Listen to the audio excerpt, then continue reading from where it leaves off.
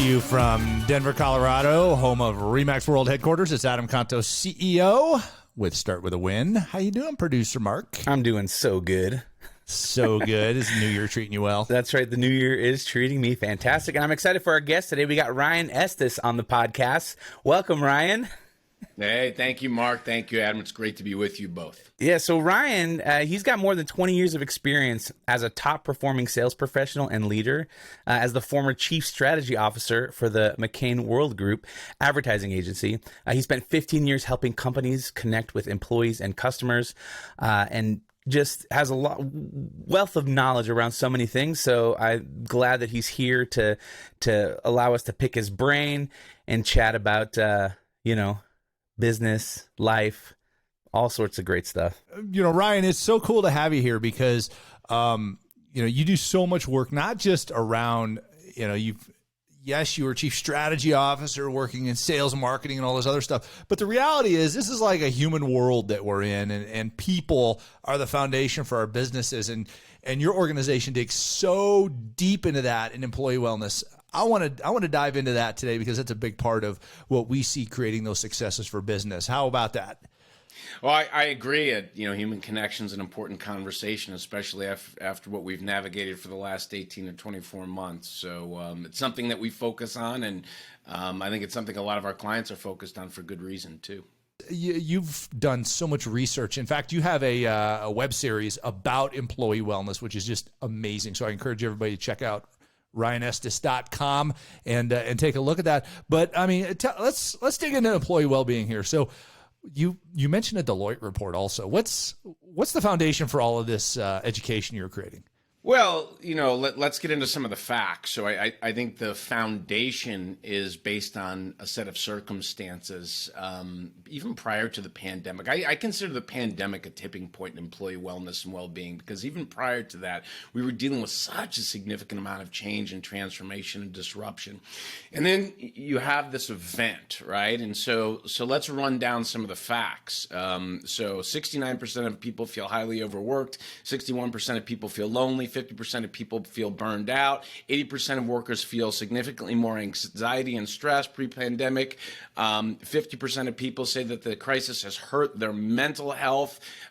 So when you look at that data set, this period of time has taken an overwhelming toll on people's well-being, and it's having a significant impact on our ability to perform and be productive as teams and organizations. So I think for the first time, really, organizations are having to step into the middle of this long-tail mental health crisis and provide support and resourcing. And it's creating a call to action for leaders to get more engaged and involved in this issue, which I think a conversation like this, a podcast like this, what you're focusing on, is so important for those reasons. Why is this important for businesses if they're listening to it now and they didn't, or maybe they should continue to reflect on how to continue to improve with this? Well, this is the genesis of performance and productivity, right? I mean, if you're people, and look, you hear the Great Resignation or the Great Reset, and we've never seen quit rates like this. And then I'm always concerned about the people that quit but keep showing up to take a paycheck, and so that's a factor also. And so, now it's getting down to the future of your success depends on your ability to engage and influence people and influence your culture. So, the other challenge we're having too, I mean, that's ancillary to this is, you talk about this being a leadership crisis. Leaders are burned out too. So I talk a lot about leading from the inside out, or you have to lead yourself first, or you can't pour from an empty cup. And so, this is that moment in time. Think about another statistic too, and you think about why. I read this: the average white collar worker was working about 3 more hours per day during the pandemic. So the lines between work and life got blurred, and dealing with a lot more personal stress in terms of family issues and childcare and education and just all of the things, right? So we got disrupted, and coming out of this reset, I do think people are really reconsidering their relationship with work. And so, my mantra is put people first. Performance and profitability will follow. And if you don't, you're going to see your performance impacted. We've always seen like stakeholder capitalism and shareholders really pushing boards to achieve results. But do you see a big part of that stakeholder capitalism and shareholder capitalism becoming the shareholders demanding that boards focus on their people in order to get those results now? Do you see that as an emergence? I do. Well, so two comments about that. And as somebody who kind of spun out of a Fortune 500 company, our mission was create shareholder value. That isn't a mission, and it's not one that creates a whole lot of fulfillment. Now, that can be an outcome, right, of an emphasis on people and purpose. But that short range thinking is being challenged right now. I mean, if your focus as a board and a public entity is simply quarterly performance and maximizing shareholder value, I think you're missing the longer term opportunity, and that's going to catch up with people. And it is right now. It's happening, right? This is that, to me, defining moment. And so, it's just it's not just a moral obligation. It's speaking to the long-term health and success of the organization. So yes, I think it's the right thing to do, and I think this moment in time we're being reset because employees aren't going to put up with it anymore. And it's just, I see it in my work all the time. I'm working with Fortune 100 companies right now. I'm working with a consulting company. I'm working with a law firm, and what does everybody want to talk about? Recruiting and retention. It's like, well, your business model and what you focused on needs to change. And so that becomes a new leadership mandate. And I think that's a good thing long term. So awesome. And let's unpack what you just said a little bit more here, because, obviously it's table stakes that a company has an employee wellness program. We always talk about when somebody interviews with us, we have this really fancy little packet of information. We talk about the benefits and the pay and all this other stuff. Do you see the holistic wellness, such as yoga and employee assistance program and dog insurance? Because, it's about your whole life, the 8 components of your life instead of just the one at the office now more than anything. How important when somebody walks in the door to interview with a company, of any of the people listening to this, is that employee wellness program when it comes to sitting down and talking to that interviewee? So I would say it's essential, and it goes beyond that, right? So what do people covet today? They covet balance, flexibility. They want to work for an organization and a supervisor that has a sincere interest in their well-being, and they want to have fulfillment. And so, it's great. It's great if you have mindfulness training, right? And an app where I can meditate and, bring a pet to work day, but it's about so much more than that. Right. And so, that I think really good talent, they're in the driver's seat, because guess what? We just found out work can get done anywhere. Right? I'm at home now. I'm working. My team's at home. They're working. Work can get done anywhere. And when you and I came up, Adam, we really, and I certainly did this for the first 20 years of my career, I organized my life around my career, right? It was, my life fit in to how I got work done, and I was trying to climb the corporate ladder and get promoted and make more money and all the things. And people today I think they're recognizing that, I'm going to organize work around how I want to live my life. And that, to me, is the great reset. So happiness before success instead of success trying to chase happiness. Success without fulfillment is the ultimate failure. There you go. I like that. Success without fulfillment is the ultimate failure. That's a big one, because and it's weird because, you talked about the Great Resignation or the Great Reset a few minutes ago. And the weird part is it's like 35 to 45-year-olds are the focus of that, which means that people are willing to throw, 10, 15, 20 years of seniority out the window wherever they're at in order to go find that fulfillment. Because our perspective's been reset, right? Like, if you don't have your health and you don't have good relationships with the people you love, and you're not maximizing the time, and you don't have balance, and you don't feel good as a person, it just might not be worth it. And sometimes it takes an internal crisis or an existential one to start to have that recognition. But we just went through one globally as a society and a culture. And I think people maybe are saying to themselves, hey, maybe what I was doing before on 12 at the treadmill isn't the best way to live my life. And that's going to have an impact on our workplace. I want to throw the 5 components of your wellness overview at you and get a quick perspective from you on each of those. Like the first one is peak performance, unleashing your potential. So module 1, peak performance. Look, what I would suggest is that as a business leader and as individuals too, we have so much unrealized potential, right? Either in ourselves or in our organizations.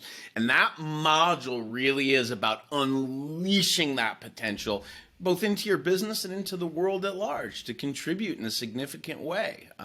So that's sort of what that focus is. And that's a module that asks people some hard questions and asks them to look inside themselves to find their truth and their answers, and puts people and teams in a position to perform at the absolute highest level. I love this. Hey, side question. Okay, I was in a mastermind not long ago, and we're talking about how most employees show up at work with 25% of their potential. And it's up to us and when we lead them to try and unleash that other 75% potential. Have you heard that? And what is your thought on that? Yeah, I'd say that's right. I don't have research at my fingertips around the data point or the statistic, but I think that's absolutely accurate. I think so many people work to get by, to get through, to collect a check, and aren't really become a better version of themselves. I read this quote over the weekend. I'll see if I can get it right. Adam Grant, who I'm a big fan of his work and his writing and his research, and he said something to the effect of, it's easy to be a critic or cheerleader. It's harder to be a coach. A critic sees your weaknesses and attacks your worst self. A cheerleader sees your strengths and celebrates your best self. But a coach sees your potential and helps you become a better version of yourself. And if we really frame up our role as leaders in that way, it's really building a high trust relationship with someone, getting to know them, their dreams, their visions, their aspiration, and then really unlocking their potential so they can be the best version of themselves. I think that's real servant leadership. I love that. All right, I'm going to hit you with the next one here. Yeah. Emotional resilience, responding to change, challenge, and adversity. Yeah, look, the world is constantly changing and adversity is coming. I don't know what the next significant moment of adversity is going to be in my life or yours, but I've got a prediction. It is going to show up. And we can't control the external circumstances, but our source of power lies in how we respond to it. Resilience is like a muscle. You can strengthen your ability to be resilient, and you can look at change and challenge through the lens of opportunity. So it really is cultivating or exercising or really elevating our own awareness around, hey, challenge, it's hard in the moment, but man, there's an opportunity around it. And it's coaching leaders to look for the opportunity inside the challenge, because it always exists. Awesome. All right, the next one, mindfulness. Tell me about that. Yeah, that's about presence. And so it's about being aware to the generous gift of the present moment, right? So it's minimizing regret and anxiety and really cultivating the ability to be intentional, to react instead of responding, and getting control of our emotions. Mindfulness has been a huge practice in my life over the last couple of years. I think it's made me a better person and a much more effective leader. So, all right, next one here. And I want to ask, why did you put these two words together? And that is communication revolution. Well, look, so this is interesting. So this one was actually an addition, right? So we delivered the wellness series, and it was 4 modules. And then I realized so much of it focused internally, but so much of our success at work or fulfillment in life comes through our relationships, right? You could even make the case that the quality of our life is determined by the quality of our relationships with the people we love the most, right? And so And the revolution is here, right? I mean, you think about 18 months. I mean, where are we going to work? And we're going to work from everywhere. And are we virtual? And is what part of virtual? And now people are going back to the office, but they're on 8 hours of Zoom meetings locked in their office, right? Like it's so, there's been a reset. And I think reconfiguring both the essential, how essential communication is to our ability to trust and build these connected relationships, how critical it is to building the fabric of a culture in a team, and then how we're going to do that in this new era. I felt it was essential content to weave into this programming, and I think there are implications both not only in the workplace but in our personal lives as well. All right, last one here, and I'm a huge fan of this because I believe truly that we can't get our mind right until we work on our bodies and our health. So you've got fit for service. What do you throw that at us? Yeah, well, you and I are very, very aligned. So, if I was gonna start with a client doing executive coaching, I might start with this one, and I would look at routines and rituals and daily practices. And this one for me, physically, I was at the onset of the pandemic. I had come off a big year in my business. But I wasn't healthy. And so I just decided, okay, I've got this pause. I can either fall apart and start drinking wine at noon and, ordering takeout or whatever, right? Like a lot of people did. I did that for a couple of weeks. I'm like, okay, this is not sustainable. And what's the opportunity? All right, I've got the gift of time. I'm grounded. And so I made a huge commitment, just an investment. I hired a trainer and I got real serious. I got a Whoop strap and started tracking everything, and it was a whole reset. But my health reset, just even getting 7 or 8 hours of sleep, and I know when I'm in the green, and I know what alcohol does to my recovery, and just the awareness. And what you realize is successful people, and particularly leaders, they become self-aware, right? You're out through all of these practices around well-being. When you elevate your own self-awareness and then you expand it to include others, you're becoming a better leader. And that's really what the series is all about. So you got to get your body right to get your mind right. And that's what the last module is about, fit for service. Awesome. Ryan, we've talked a lot about different aspects of not just, business success and how to create those, but it's through creating amazing people to do amazing work in your organization.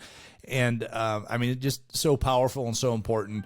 A big part of what you do and how you do it. Where can people find you online and do some more research about this?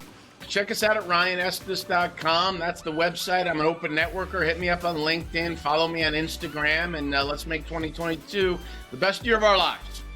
I love it. I love it. Thanks for being with us, Ryan. Thanks for joining us at Start With a Win. That's right. Thank you so much. Hey, if you're ready to create personal and business success, subscribe to this podcast and head over to wherever you get your books and order Start With a Win, the book. Not only will you be helping yourself, but all author proceeds go to Children's Miracle Network hospitals, so you'll be helping others as well. Head over to startwithawin.com for more great content. And until next time, remember, start with a win.